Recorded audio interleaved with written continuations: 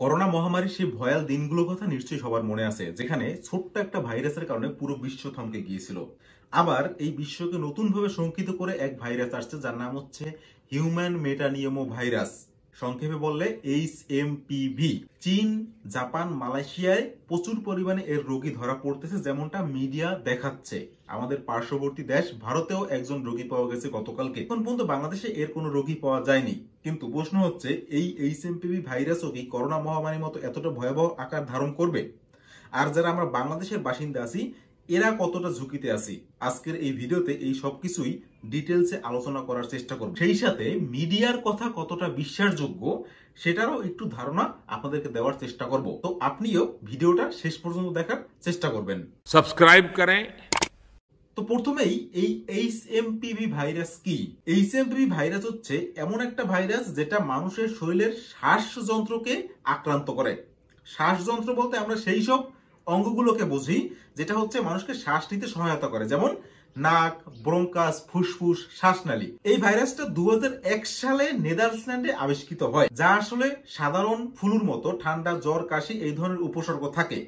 শিশু এবং বৃদ্ধ এছাড়াও যাদের রোগ প্রতিরোধ ক্ষমতা কম, তারা এই ভাইরাসটায় বেশি আক্রান্ত হয় এবং তাদের জন্য এটা খুবই গুরুতর বা সিরিয়াস হতে পারে। তবে এই HMPV ভাইরাসটাকে করোনা মহামারীর সাথে বা করোনা ভাইরাসের সাথে তুলনা করার জন্য কয়েকটা কারণ আছে। যেমন এই যে HMPV ভাইরাসটা ছড়ায়, সেটা ঠিক করোনার মতোই হাসি কাশির মাধ্যমে ছড়ায় এবং মানুষের নাক, চোখ, মুখ থেকে এই ভাইরাস প্রবেশ করতে পারে। সাধারণত শীতকালে অথবা শীতকালের শেষে, মানে বসন্তের শুরুতে এই ভাইরাসটা বেশি সক্রিয় হয়। শিশু এবং বৃদ্ধ যাদের রোগ প্রতিরোধ ক্ষমতা কম, তারাই এই ভাইরাসের মূলত প্রধান শিকার। হিউম্যান মেটানিয়মো ভাইরাসে আক্রান্ত ব্যক্তিরা সাধারণত শ্বাসকষ্টজনিত সমস্যায় ভোগেন এবং এদের যে লক্ষণগুলো সেটাও খুবই সাধারণ লক্ষণ। তবে কিছু কিছু ক্ষেত্রে এগুলো গুরুতর হতে পারে। এখন সাধারণ লক্ষণগুলোর মধ্যে কি কি আছে? জ্বর, সামান্য গলা ব্যথা, কাশি, সর্দি হওয়া, যেগুলো সাধারণ ফ্লুতে হয়। আর গুরুতর লক্ষণগুলোর মধ্যে কি আছে? শ্বাস নিতে কষ্ট হওয়া, ফুসফুস আক্রান্ত হওয়া, ব্রঙ্কাইটিস, নিউমোনিয়া। বিশেষ করে ফুসফুস আক্রান্ত হওয়াটা শিশু এবং বৃদ্ধ মানুষের জন্য প্রাণঘাতী পর্যন্ত হতে পারে। বর্তমানে চীনে HMPV ভাইরাসের সংক্রমক ব্যাপকভাবে বাড়ছে, যেটা আসলে মিডিয়া আমাদেরকে দেখাচ্ছে এবং আমাদের পার্শ্ববর্তী দেশ ভারতেও গতকালকে একজন রোগী শনাক্ত হয়েছে। বিশ্ব স্বাস্থ্য সংস্থা WHO এবং প্রত্যেকটা দেশের যে স্বাস্থ্য বিভাগ আছে, তারা এই বিষয়টার উপর খুব নিবিড়ভাবে পর্যবেক্ষণ করছে।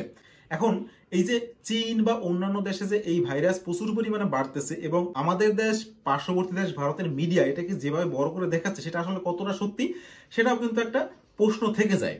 চীনের কিছু ইনফ্লুয়েন্সার দেখাচ্ছে যে তাদের ওখানকার হসপিটালে জায়গা নেই, মানুষ মাস্ক পরে আছে এবং অবস্থা ভয়াবহ, যেটা আসলে এই দেশের মিডিয়াগুলো আবার সেই ভিডিও ক্লিপ চালিয়ে এই দেশের পার্শ্ববর্তী দেশ ভারতের মিডিয়া তাদের দেশের মানুষকে ভয়ভীতি দেখানোর চেষ্টা করতেছে, মানুষকে কন্ট্রোল করার চেষ্টা করতেছে। কিন্তু আসলে কোনটা সত্যি? চীনের কিছু কিছু ইনফ্লুয়েন্সার তো আবার এমন আছে যারা দেখাচ্ছে সেখানে কোনো ভাইরাস নেই বা অবস্থা একদমই স্বাভাবিক বা স্বাভাবিকের চেয়ে একটু খারাপ, যেখানে মানুষ হয়তো দু একজন মাস্ক পরে বের হচ্ছে, হসপিটালগুলো একদম খালি।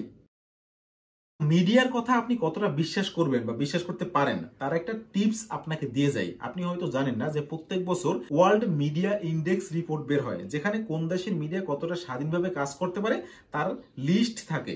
সেই লিস্টে 180টা দেশ আছে এবং যার মধ্যে বাংলাদেশের অবস্থান হচ্ছে 165 নম্বরে, আর আমাদের পার্শ্ববর্তী দেশ ভারতের অবস্থান হচ্ছে 159 নম্বরে। এটা হচ্ছে 2023-24 মিডিয়া ইন্ডেক্স রিপোর্ট। এখন যে দেশগুলোর মিডিয়া 180-র মধ্যে, যাদের র্যাঙ্কিং হচ্ছে 165 বা কারো 159, তাদের কথা কতটা বিশ্বাসযোগ্য সেটা আপনিই ভালো জানেন। এরপর হচ্ছে বাংলাদেশ। বাংলাদেশে যদি এই ভাইরাস প্রবেশ করে তাহলে বাংলাদেশের অবস্থা কি হবে? বাংলাদেশের অবস্থা অন্যান্য দেশের চেয়ে অবশ্যই খারাপ হবে। কেন খারাপ হবে?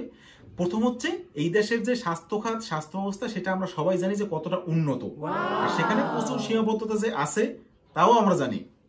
এরপরে দ্বিতীয় যে ইস্যু সেটা হচ্ছে এই মুহূর্তে পলিটিক্যাল স্টেবিলিটি। বাংলাদেশে এই মুহূর্তে পলিটিক্যাল স্টেবিলিটি নাই, আর এই মুহূর্তে যদি কোনো মহামারী এই দেশে প্রবেশ করে তাহলে অন্যান্য সকল দেশের চেয়ে সবচেয়ে বেশি ক্ষতিগ্রস্ত হবে এই দেশের সাধারণ মানুষ, কারণ পলিটিক্যাল স্টেবিলিটি থাকা খুবই জরুরি এইসব মহামারী কন্ট্রোল করার জন্য।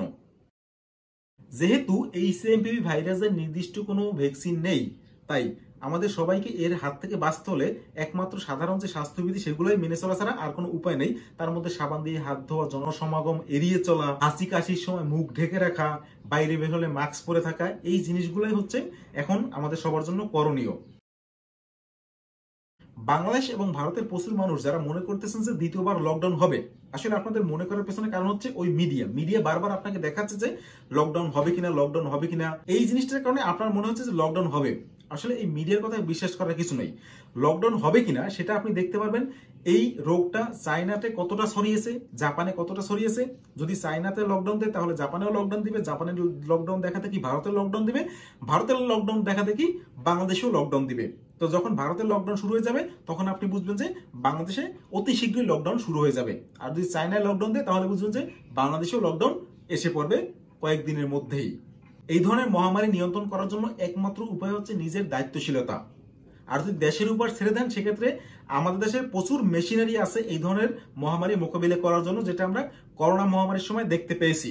আর এজন্যই আমরা কি করি, আমাদের নিজেদের দায়িত্বের জায়গাটা এড়িয়ে ওই মেশিনারিজের উপর ছেড়ে দেই যে তারাই এই জিনিসগুলো দেখবে। আর এই জন্য এইসব জিনিস বাড়তে থাকে। আমরা এইসব মহামারী ছেড়ে দেই কাদের উপর?